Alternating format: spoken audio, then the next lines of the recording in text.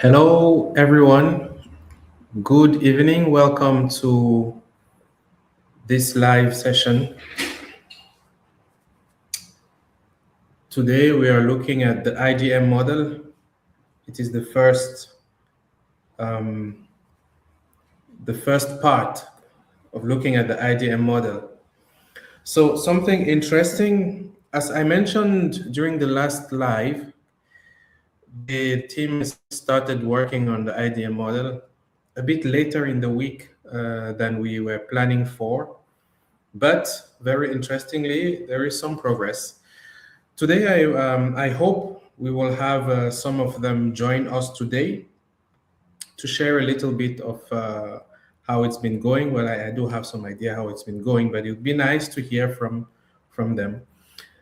But in the meantime, I would like to share with you where we are going. And I took an example of a mission that was done by some students here in Douala, right? Students from GFN during one of the groups that I trained there.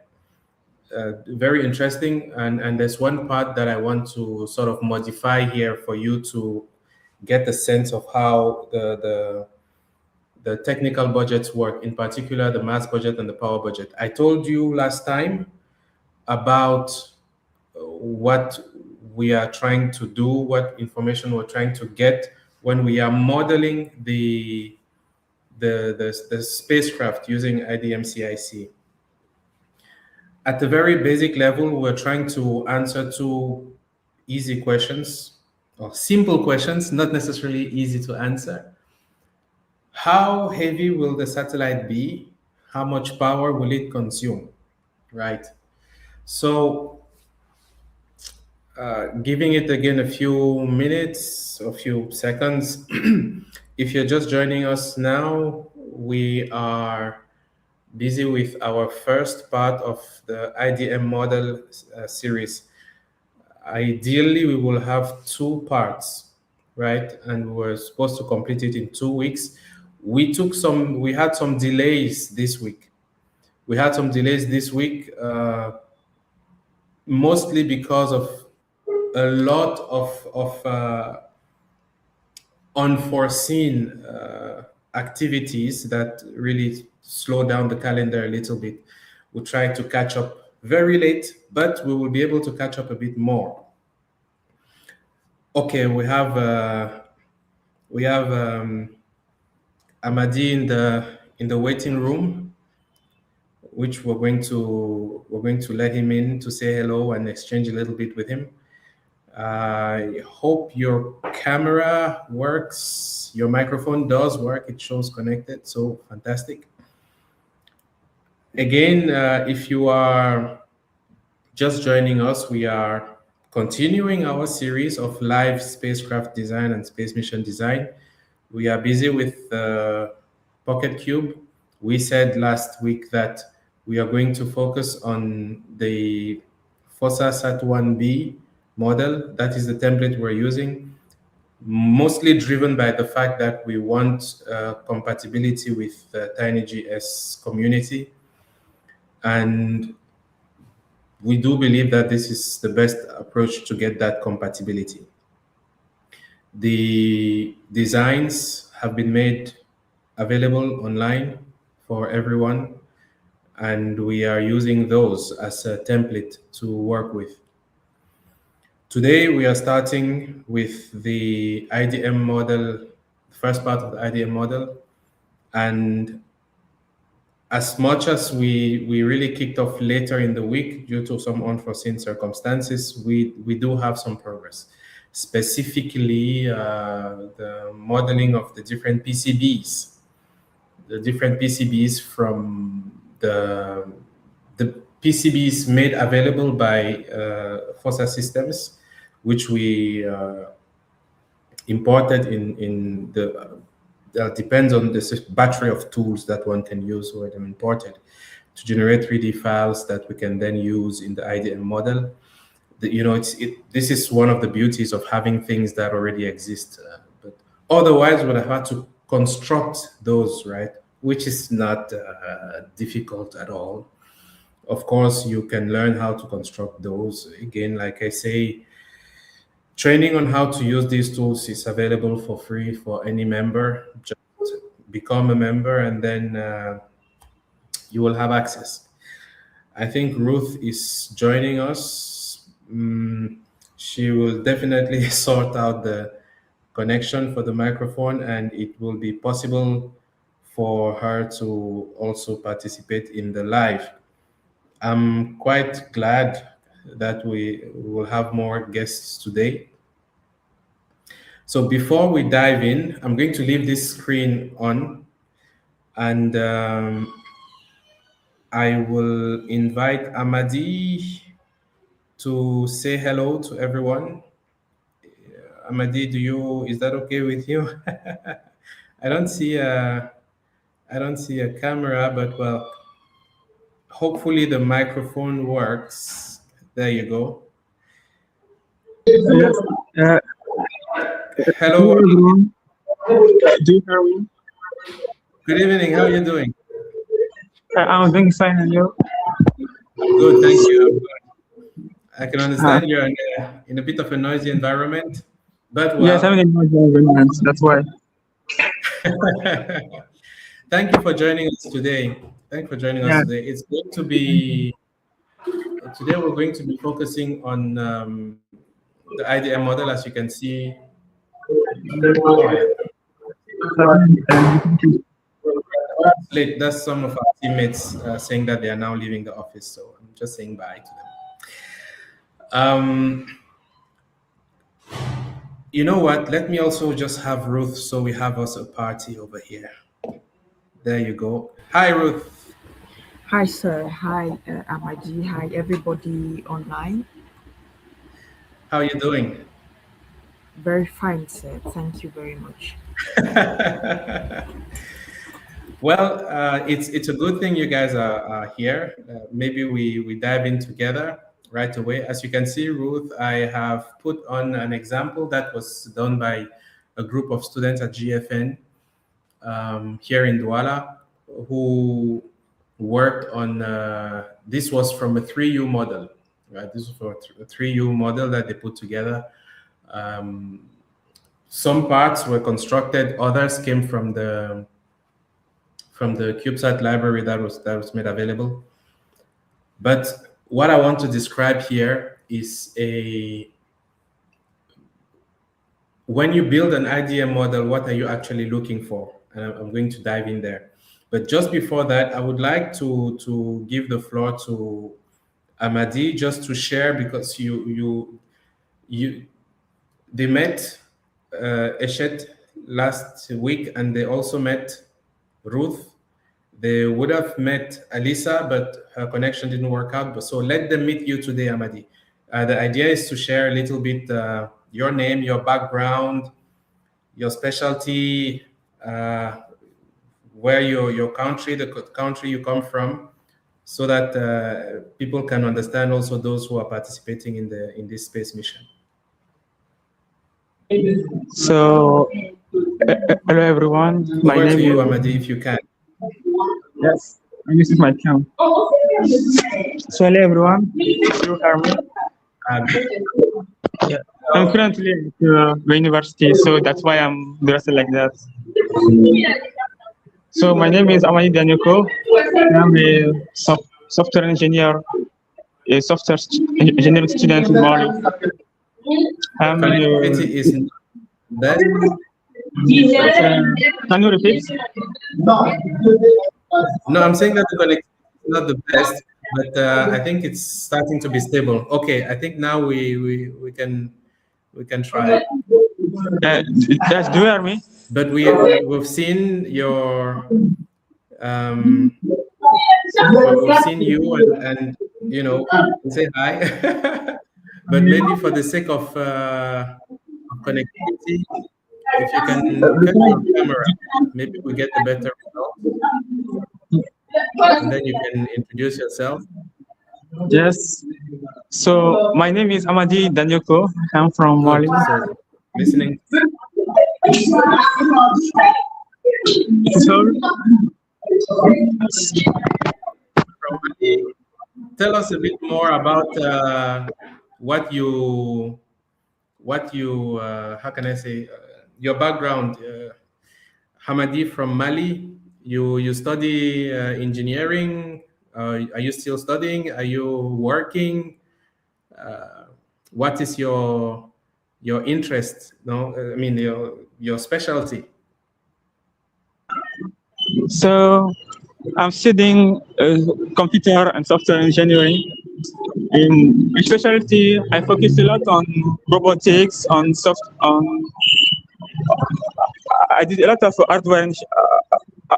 hardware coding, like Arduino. I'm now starting to do more like Okay. hardware. So I'm very passionate about everything space related. I wanna work in this field.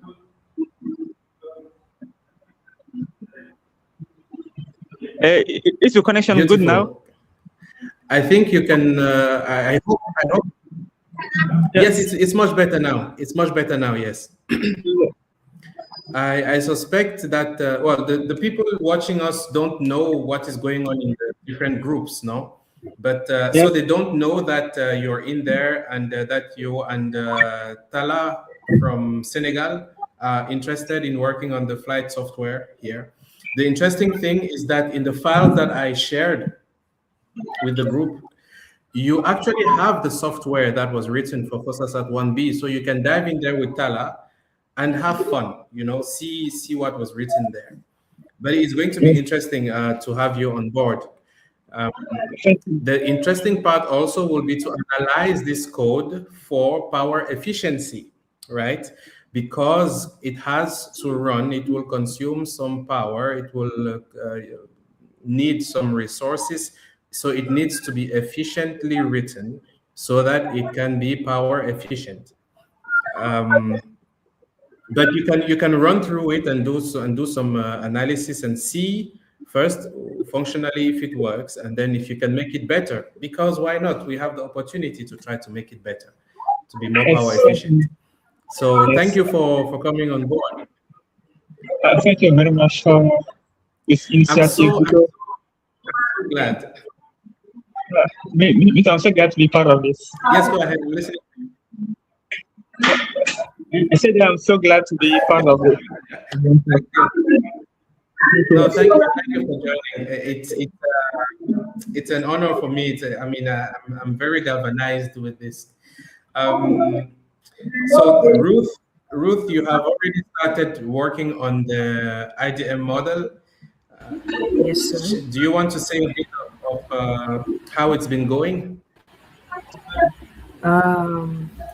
As far as the IDM model is concerned for the M237, we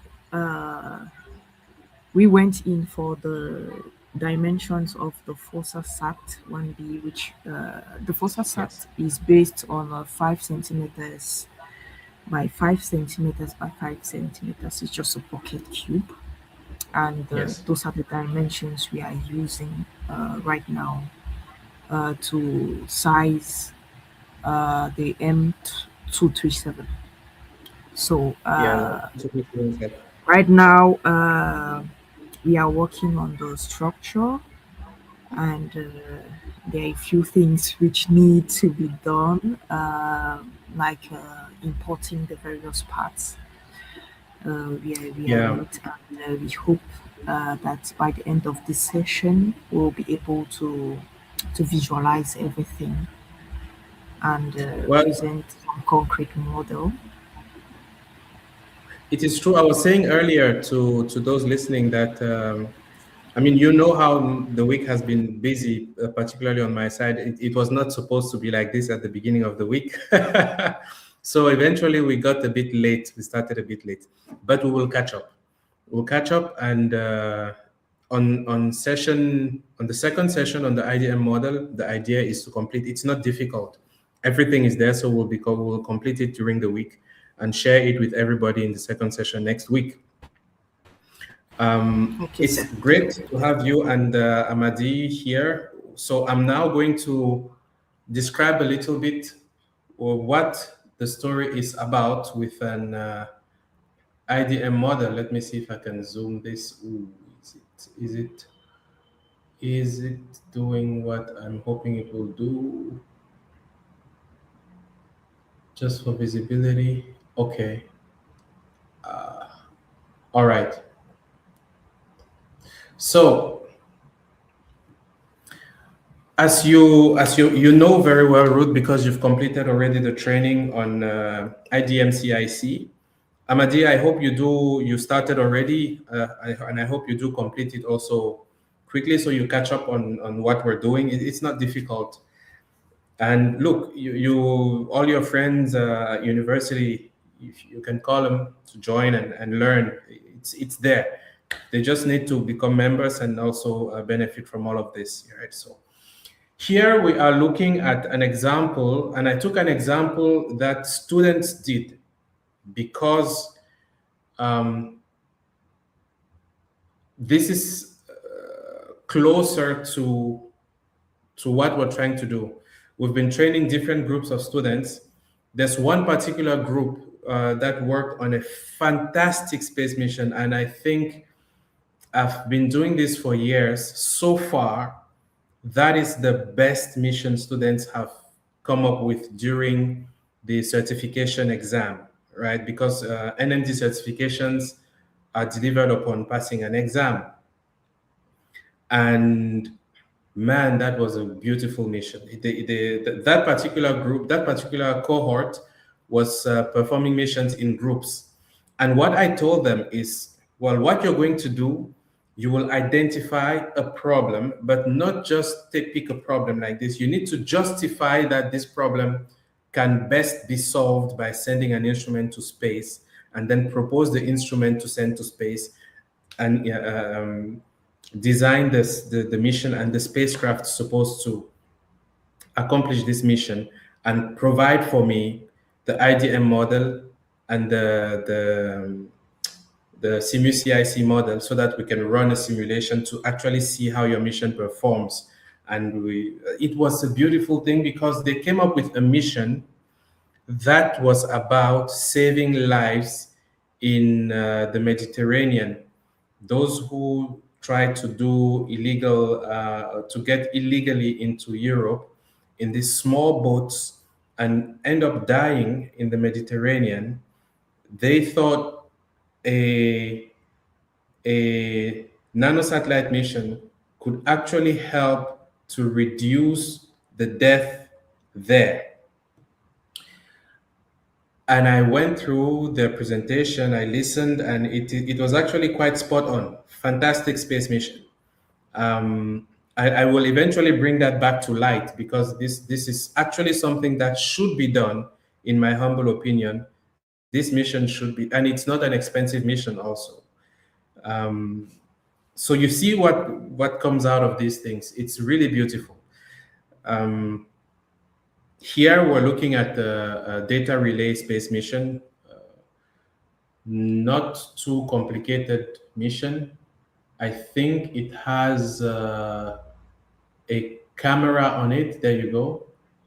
But the camera is really to complement the data relay. So when you build your IDM model, so I'm fast forwarding to the end, what we are actually looking for as information. We want to extract from this a mass budget and a power budget.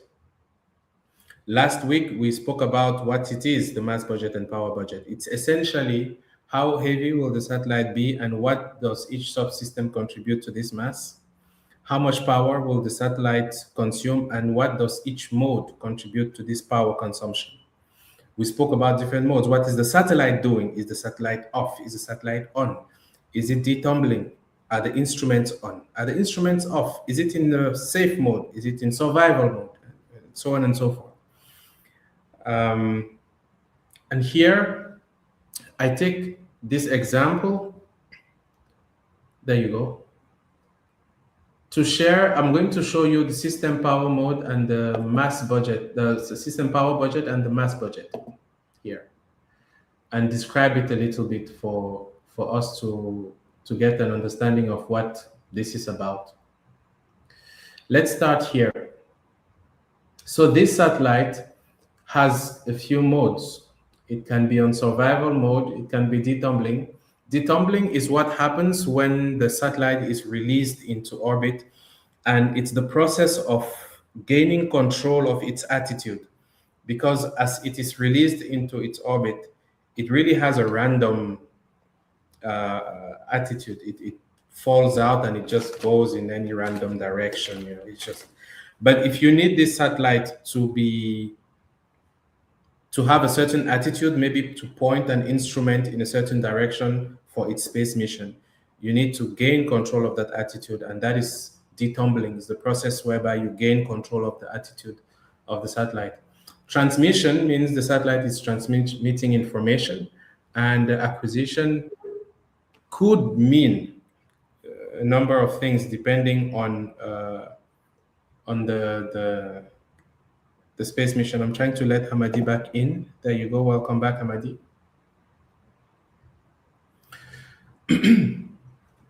So acquisition would have to do with the satellite acquiring something, either information from the ground or, well, it's data anyway, but it can be for the purposes of receiving telecommands, or the data could actually be mission data that is being transmitted.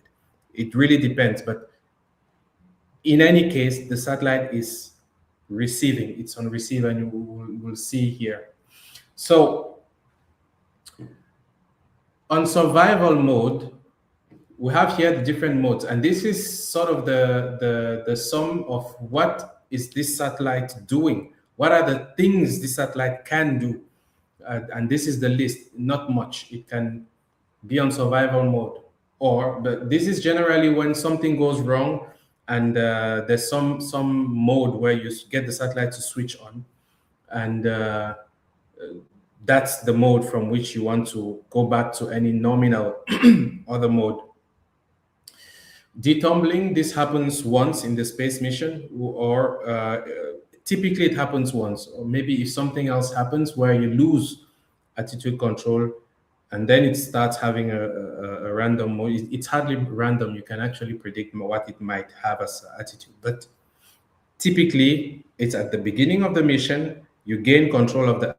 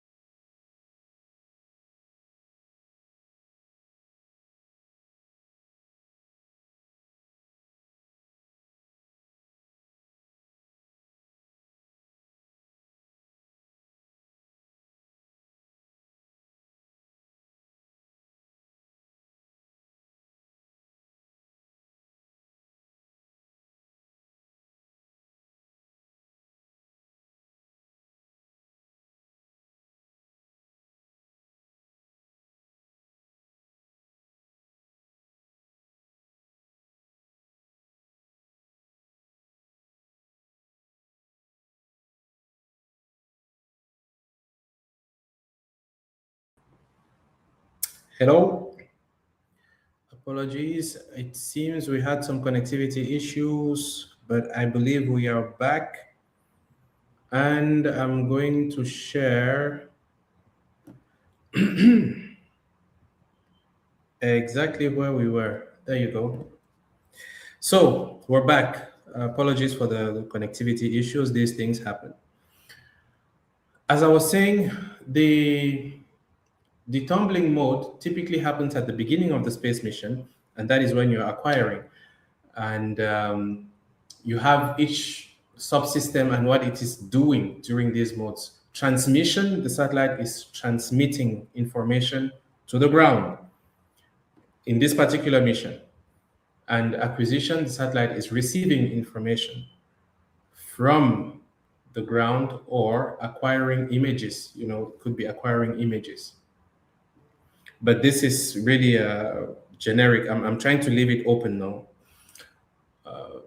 Because you can be very specific, but since I don't want to get into technicalities, I'm going to now dive into how it's broken down. Let's start with survival mode. When the whole spacecraft is in survival mode, what does that mean for each subsystem? You remember these subsystems we spoke about? You have here comm, power, onboard computer, ADCS, and you have a payload, pardon me, which is a camera. Okay. Here, in survival mode, the comm subsystem has a combination of transmission and receive. So you transmit, receive. TX is transmit, RX is receive. Okay. So what are we trying to say is when you're in survival mode, how much power do these subsystems consume? So this is the mode in which your comm subsystem is. That's how much power it consumes. I'm not diving down to the numbers because I just want you to understand the principle. Same with the power subsystem. Same with the onboard computer and the ADCS. You will see that during detumbling, the attitude and determination control system is on maximum power because it is really working actively to gain control of the attitude of the satellite, right? During transmission, you will see here that the transmitter is on. During acquisition, the receiver is on. And during acquisition, as I mentioned before, you'll see here that your camera, which was off in survival mode because it doesn't need to be capturing images in survival mode. When it's detumbling, it's off. In transmission, it's idle. But for acquisition, you have your composite picture mode on, right? And then that consumes the power that you can see. So basically, it tells the story of who is doing what when the satellite is in a certain mode. Then you have here the duty cycle, and this is important. Here is 0, and I said I wanted to vary one thing so you can see what happens. Basically, this says, okay, the satellite can be on survival mode, or it can be detumbling or transmitting or acquiring. How often are they in these modes? In a certain cycle, which you can call 1 orbit, 2 orbits, whatever cycle you want, in a day, how often is the satellite going to be in survival mode in one day? How often is the satellite going to be in acquisition mode? Or in general, on average, typically, how often, what percentage of the time is the satellite going to be in one mode or the other? And this you do during a mission simulation where you dive into scenarios to have very realistic numbers here.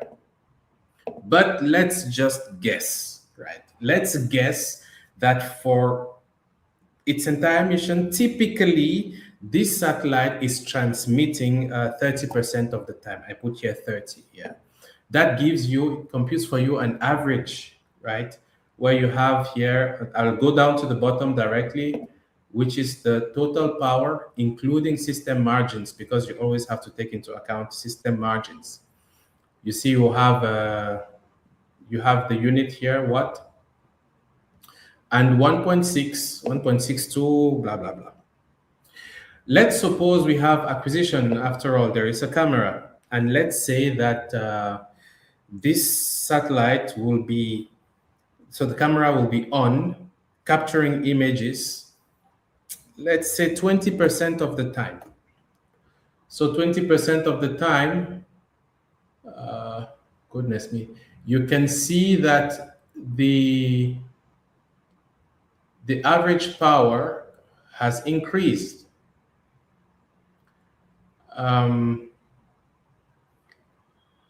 So we can do the same for different duty cycles.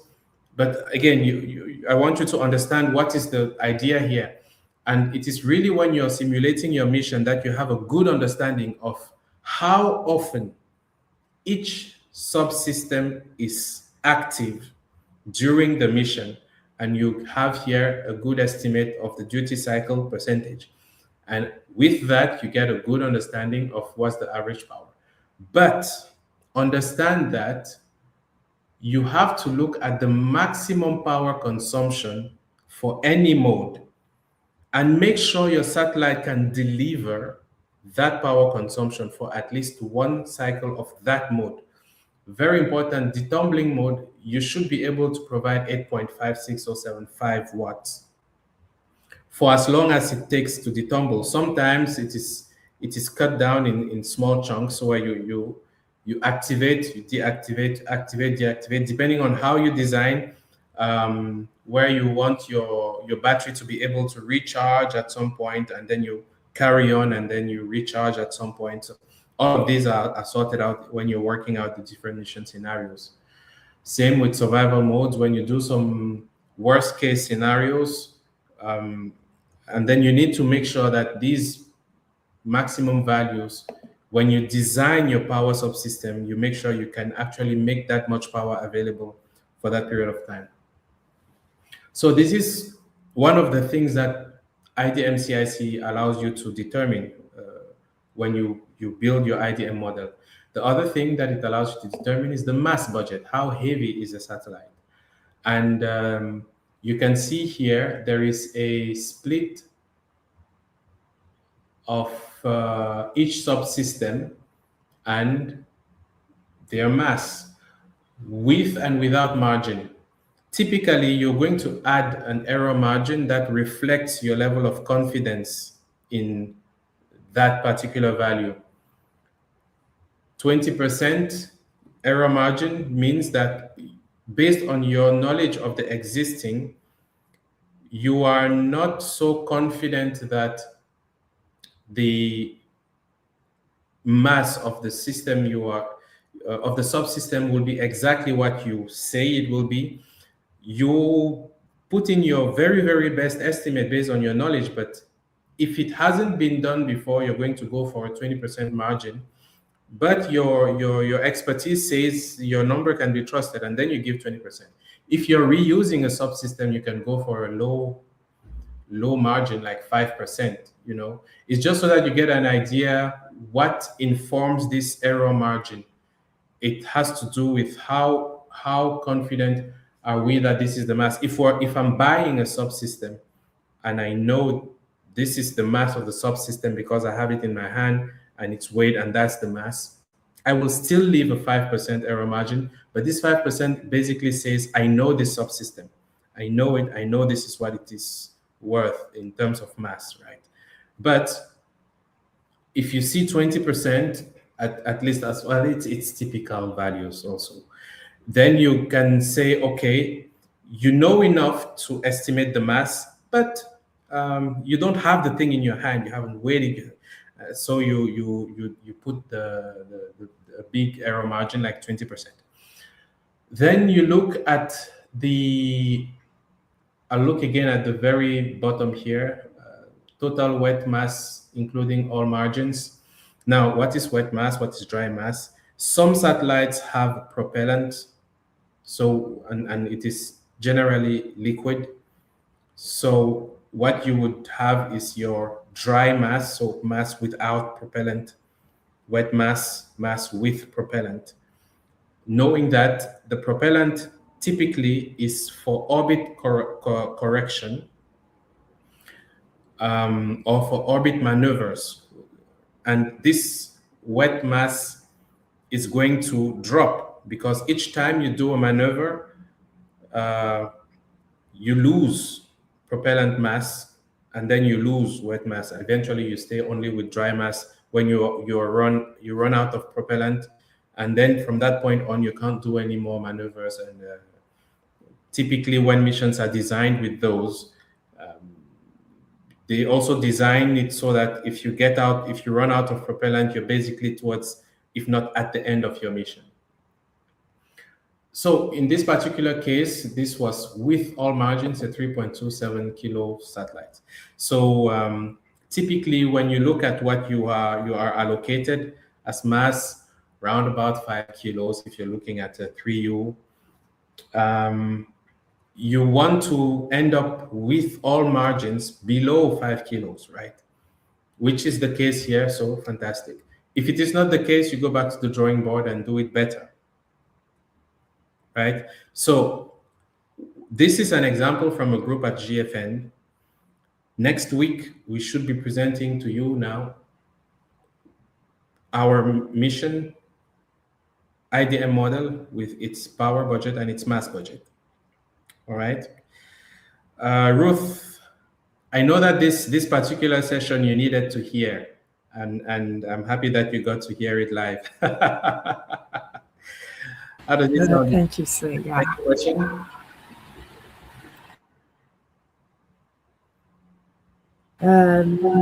No, not yet.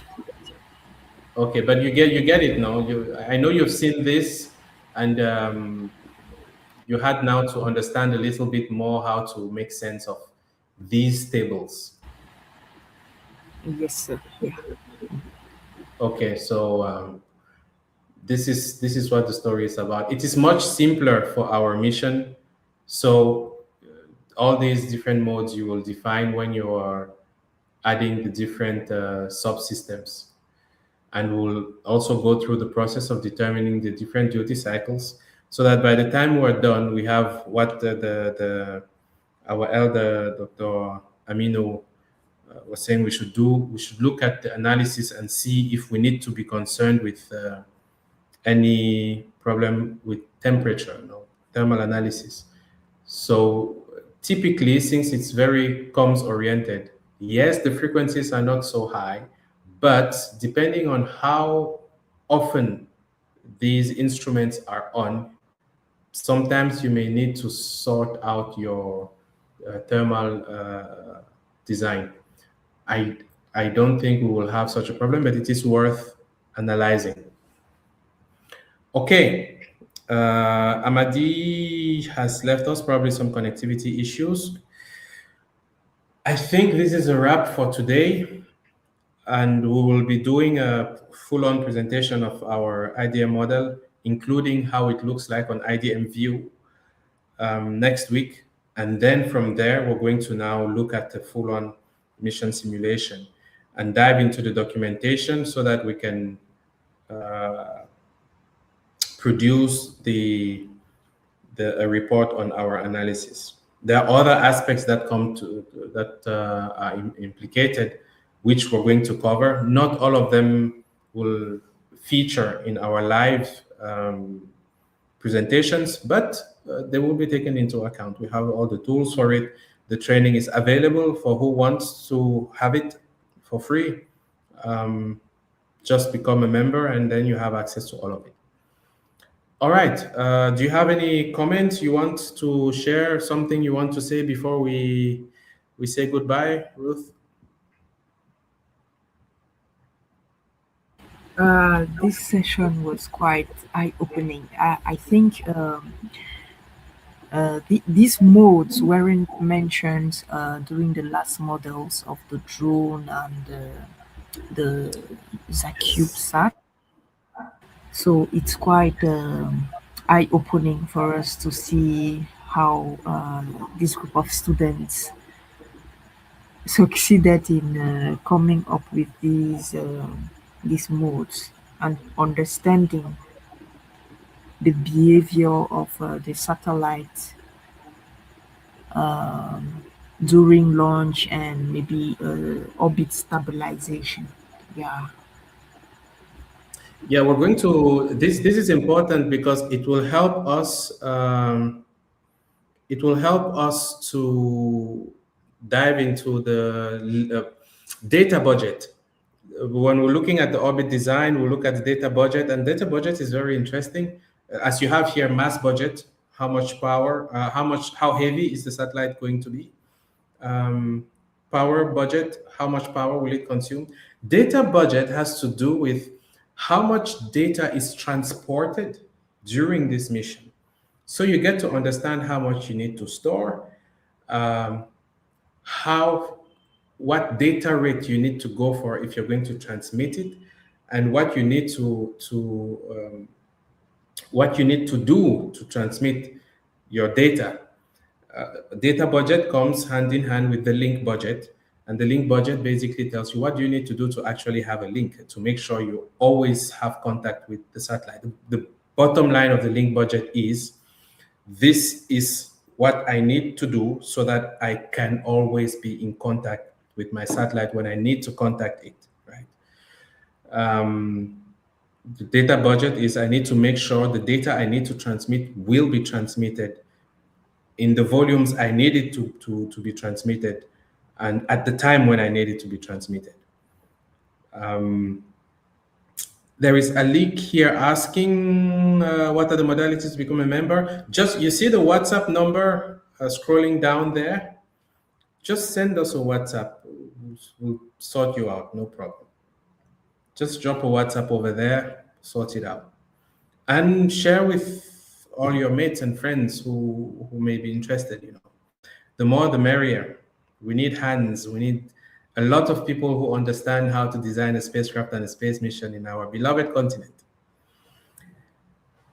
All right, I think that's it for today. Thank you, Ruth, for your participation. It's going to be a lot of fun this week. You see, it's coming to life. We're now getting our hands dirty, diving into software about PCB design, extracting in one format or the other. Now it's becoming real. It's going to be very much fun, especially that here in Douala, there are a few places where you can actually produce these PCBs. Now it's going to depend on the complexity of the design, but these are things we're going to deal with right in the group. But we're going to make it happen. We'll have the PCBs, we'll populate the PCBs, we'll test it, and All right. Thank you very much, everyone who joined us for the live or who will watch this later on. Thank you, Ruth, for joining us. Thank you, Hamadi. Although you will see it later, thanks for joining us also today. Thank you, Alik, for your question. Thanks to those who attended today, who watched us from near and from far. I look forward to the session from next week where we'll be showing you a lot of what has been done by the community. And I'm really, really pushing not to do much myself, if anything, so that the actual learning process happens. All right. Thank you very much, everybody. Have a fantastic night. Bye-bye. Bye, Ruth. Bye, sir. Thank you very much, sir.